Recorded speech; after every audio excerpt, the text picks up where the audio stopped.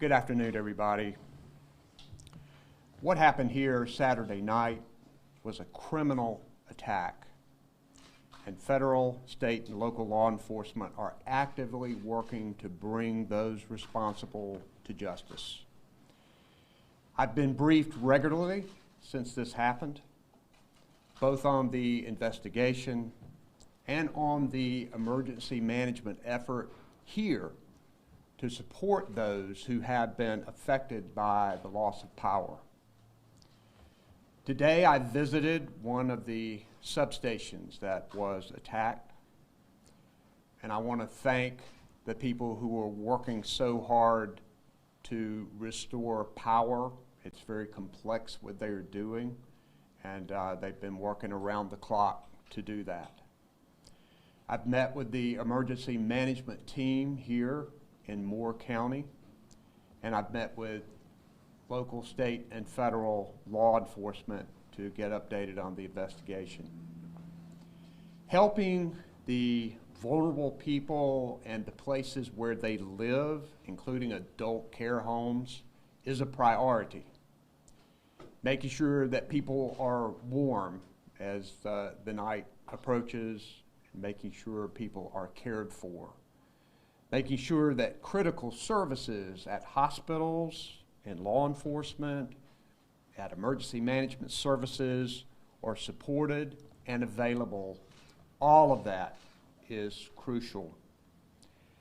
Now, while we are determined to keep people safe, we're also deeply concerned about the small businesses that are losing out on valuable retail time right here before the holidays, as well as our school students who are missing valuable class time because of closure of schools. The local and the state response to all of this has been swift and strong, and I know that we'll all keep working until the power is restored and do whatever we need to do afterward as well will be important. Protecting critical infrastructure like our power system must be a top priority. This kind of attack raises a new level of threat.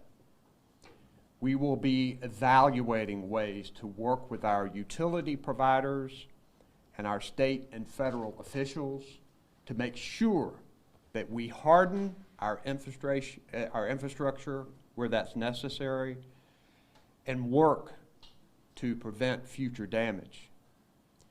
I will continue to get briefed on this investigation as it continues, and I'm sure that we will learn more about motives of this intentional attack, an attack that damaged an entire community.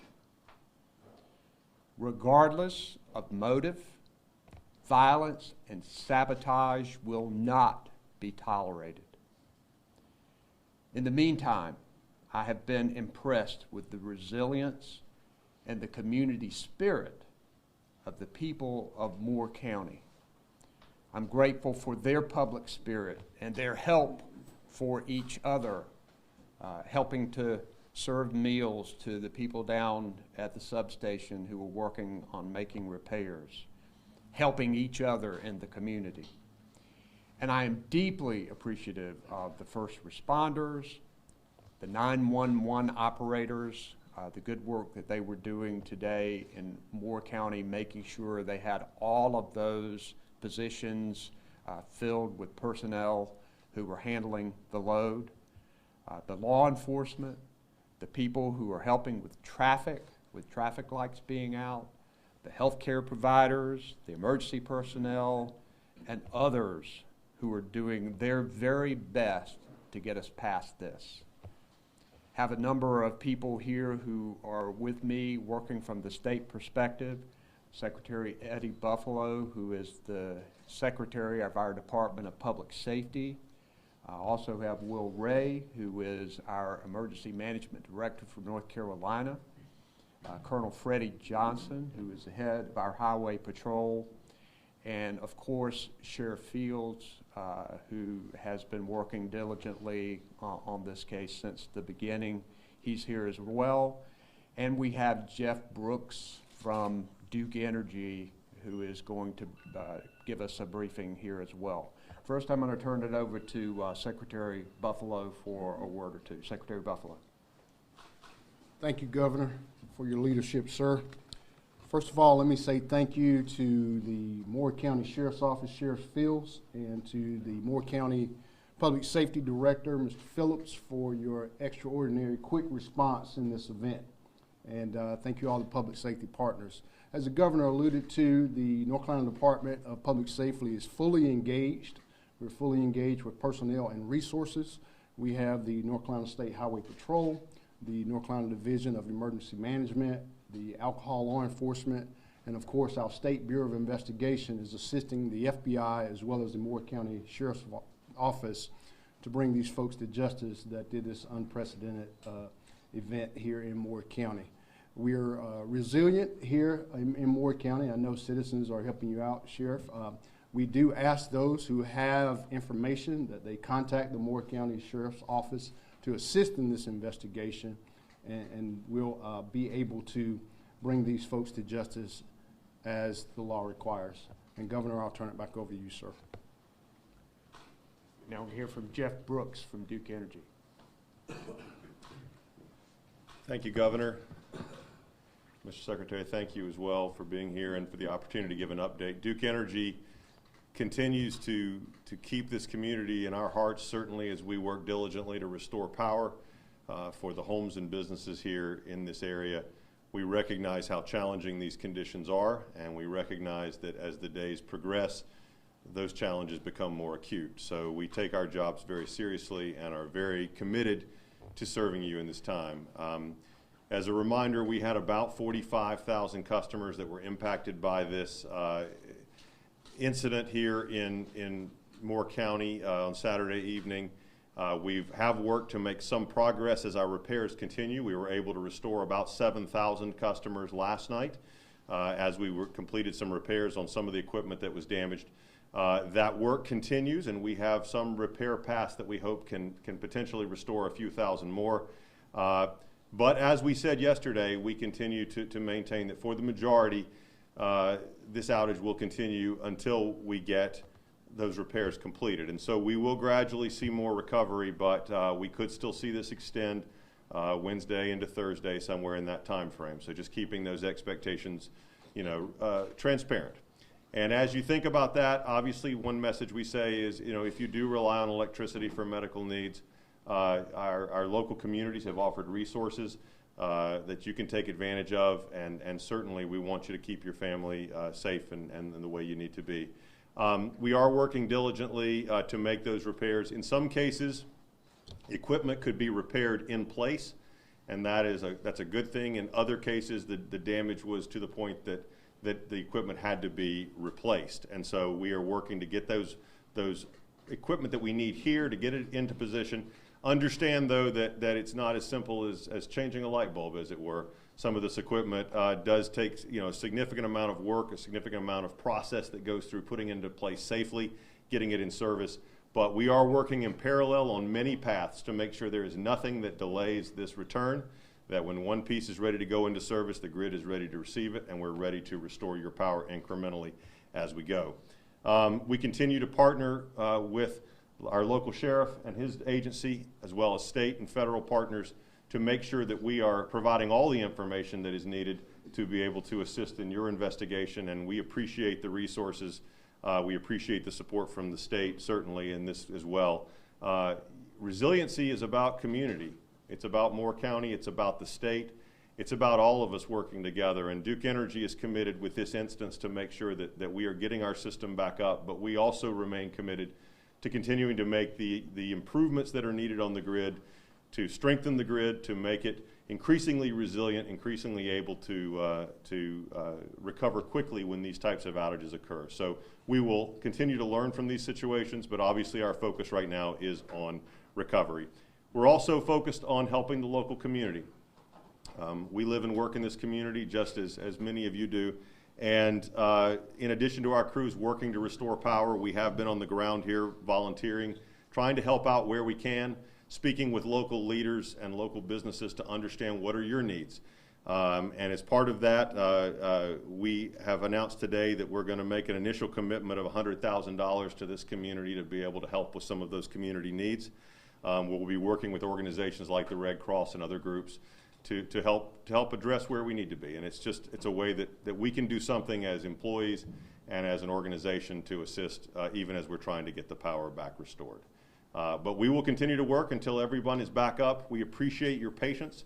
This is a situation that has affected us all, but we will get through this together, and we will appreciate the opportunity to serve you in this time. Thank you. So I've spoken with U.S. District Attorney for the Middle District, Sandra Hairston, Mike Harden, the District Attorney, the FBI, the SBI, Sheriff Fields. They were just meeting upstairs. I know that they are leaving no stone unturned in this investigation to find those who are responsible. I know you had told me that there wasn't really an update, Sheriff, but if you would like to speak, you certainly may. Thank you, Governor, and I just want to thank you again for all the support that you have given us through the state. I really, truly appreciate that. The citizens of Moore County appreciate that. The only thing I may add is just our tip line. We're working together with the federal and state agencies. We run an all tip lines through the Moore County Sheriff's Office, and our tip line number is 910-947-4444. Any information or anything you hear, please call that number, and we'll get back to you as soon as possible. Thank you so much. Take any questions that you might have. Yes, sir. Governor, can you, this might be for the sheriff, about the attack itself, can you talk a little bit about sort of what we know about what firearms may have been used and what leads you to believe this was more of an intentional attack than just kids shooting at a power station? So I'm not going to get into the specifics of the attack. I'm going to leave that to the local, state, and federal investigators. I know that they are working hard on this. I do know, and they've said this publicly, that this was an intentional attack that caused significant harm to a lot of people. If the sheriff wants to comment on that, he certainly can. Governor, I don't have anything further to comment other than to say it was the damage was done by firearm, and that's pretty much all we want to elaborate as far as that. Yes, sir. Was it just the two substations shot, and then did other ones like fail due to stress on the system, or can I explain better how that went down? Yes, so there was physical damage at two substations in the area, and then the effect of that ultimately resulted in the larger outage that affected 45,000, which is nearly all the customers that Duke Energy serves in Moore County. And the 45,000, that's customers, but like a household might be a customer. So how many individual people were affected? Do you have an estimate? I don't have an estimate, but you're exactly right. Those are households and businesses. So you can imagine if a typical house has 2 or 3 people in them, it affects far more than just the number of customers that we mentioned through that count. Yes, back there. Question also for Jeff. Can you say whether any of this is going to be affected by the repairs that have been made in Florida and other states? Is that affecting the availability of repair parts and that kind of thing? Let me make sure I'm clear on the question. You were asking if the hurricanes recently, is that what you're asking, were affecting the park? No, in this case, it's more of a situation of the time it takes to move those materials from either locally but in some cases regional distribution areas and locations to then install them in place. And it would be more like perhaps the comparison of changing a small thing like a light bulb in your house versus your HVAC system. If you want to kind of get a sense of some repairs are easier, some repairs are more complex, and there's a time associated with those. Governor, did these attacks happen simultaneously, or was one substation attacked and then the other? Sheriff, do you want to answer that? That is still under investigation, and that's not been determined yet. Sheriff, can you say more about what the word intentional means? The average person doesn't know really what a substation is. does it look like the person who did this must have intimate knowledge of how these places function? Jeff, you want to respond? Well, you handled it pretty well the other day, Yeah. so if you want to share that. I will say this, the individual that done the damage knew exactly what they were doing to cause the damage and cause the outage that they did. Is there any reason to believe there's a threat to other communities regarding this and security being at other substations in other places in the state? We're working with Duke Power here in the county and the governor as well to make sure that our substations here in the county and as well as across the state, that they're looking at all security issues with their utility company. Is the military involved in the investigation? Let me just respond to that. I'm always concerned about critical infrastructure, and I think we certainly need to learn from this incident as to what we may need to do, because these kinds of things cannot happen. I mean, we cannot tolerate this type of wide power outage to so many people. And I know that I had a conversation with the CEO of Duke Energy today, Lynn Good. She understands that as well. We know that there may be some things that need to change to make sure that our infrastructure is protected. Is the military involved in the investigation at all, given training soldiers like that in this area? We have been in contact with the colonel over in Fort Bragg. They've offered all assistance with us to formulate any investigative needs that we might need from them. Yes, sir. Do you all have any reason to believe there's more than one person responsible? I think the sheriff would want to say that that's a matter of the investigation, right, Sheriff? That's correct. Yes. And if you can, the questions dealing with the investigation, what specifically happened, I don't think you're going to get very many answers on that today. So what other questions might you have? Is this being investigated as an act of domestic terrorism? I think investigators are leaving no stone unturned as to what this is. They are looking at every motivation that could possibly occur here, and they want to find the perpetrators. Yes, right here. One more question for the sheriff. Were there security cameras present on site at the substation?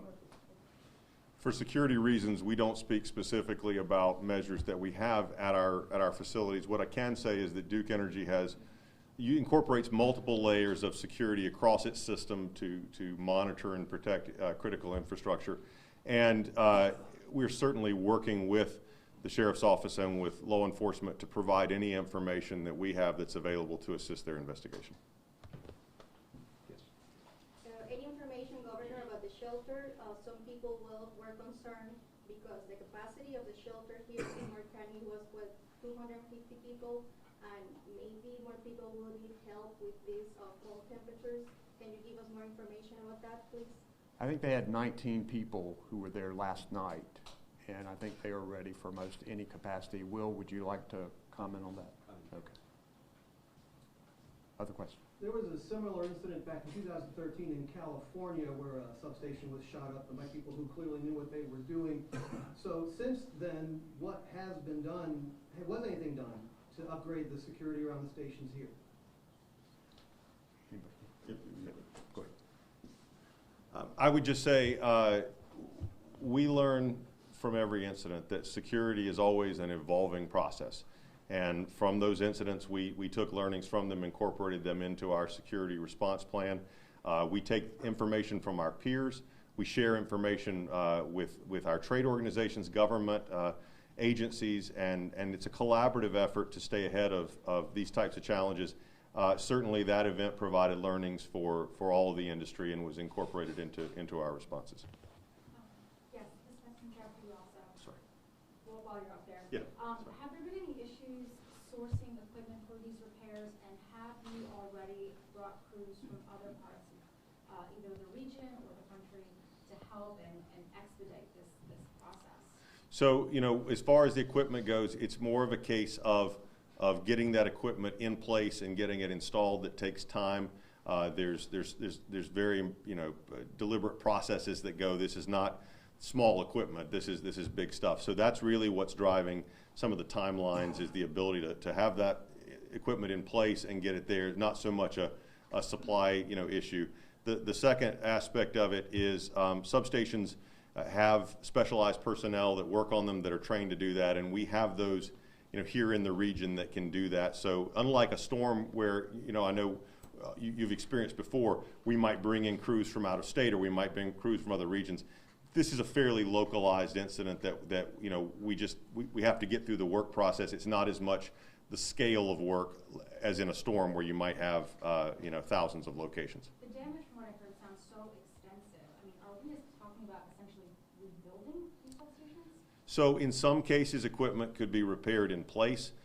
In other cases, it was damaged beyond repair, and that equipment then has to be removed, other equipment brought in and replaced. And when you consider what it takes to decommission that equipment, bring in new equipment and commission it, there is a time factor involved in that, and that's certainly playing into the estimates that we've provided to customers.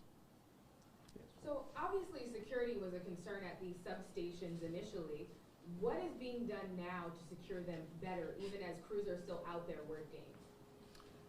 Well, again, one of the things that we said earlier, our security model involves multiple layers, and so you've seen part of that in this instance. But what I would say is that we are continuing to take information from this incident. It will be incorporated into near-term and long-term planning, but we evaluate our security measures on an individual basis when we look across the system, and then we have other measures in place. Full-time teams that do nothing but monitor and respond to these types of things, processes and procedures. All of that is working and in play here. So I would say that physical security is absolutely an important part of it, but there's many layers to that are still in place. Got time for one more. Governor, can you speak at all to the state of our infrastructure? You called this a different level of threat. And I mean, I think for Americans watching the story all around the country right now, it's a bit unsettling to see how the infrastructure could be taken out by a random group of individuals on a Saturday night. I mean, what does this mean not just for North Carolina, but for the rest of the country? Well, we know that our infrastructure is critical, and one of our areas of concentration lately has been cybersecurity. We know that massive damage could potentially be done by these cyber terrorists who are located worldwide. So I formed our Joint Terrorism Cyber Security Task Force, that helps us to plan and to prevent those kinds of attacks. I know that with our power sector, water infrastructure, we know that potential vulnerabilities are there. I think that we'll look at this incident and evaluate where we are, not only with this, but for other infrastructure, hoping too that this criminal investigation, we can determine what's going on and what the motivations are and learn from that as well. Thank you guys for being with us today.